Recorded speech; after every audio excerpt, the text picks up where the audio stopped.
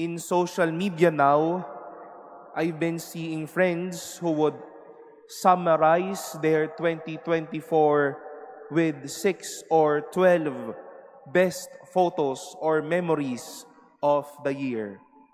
Malamang madami po kayong makikita niyan mamaya.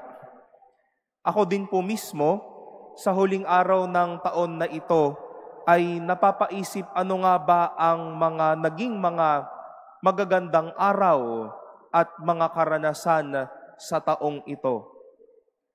But you know, my dear brothers and sisters, choosing or discerning over what were those days that seems to be the best for me or for us led me as well to ask, were those days moments where I chose God? Nasabi ko ngang mga masasaya o magagandang araw ang mga ito, ang mga nangyari sa buhay na ito. Pero ayun ba yung mga araw na pinili ko ang mahalin at yakapin ang Diyos? We've heard today the first chapter of St. John's Gospel or the prologue of St. John, which we all heard during Christmas Day.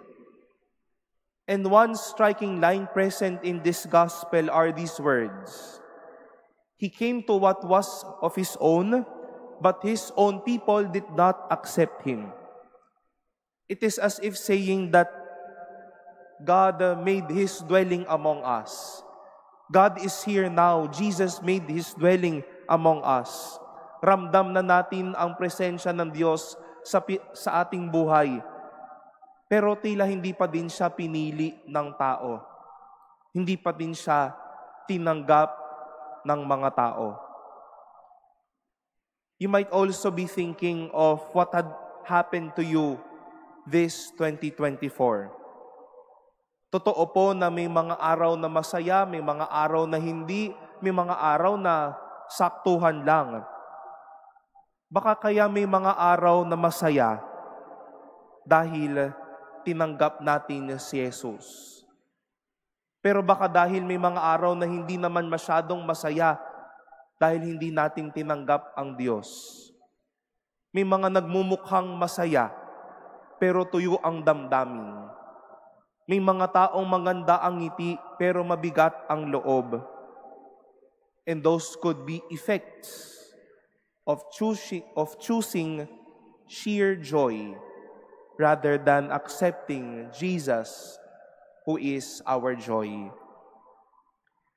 Just as we are still celebrating the octave of our Christmas celebrations, now on the last day of the year 2024, may we hold on to that resolve to choose God rather than sheer joy. Joy that may last, that may be time-bound. Joy that is empty. But to choose God who is with us. The Lord is with us. He is near. He is with us. We will never go wrong in choosing Him.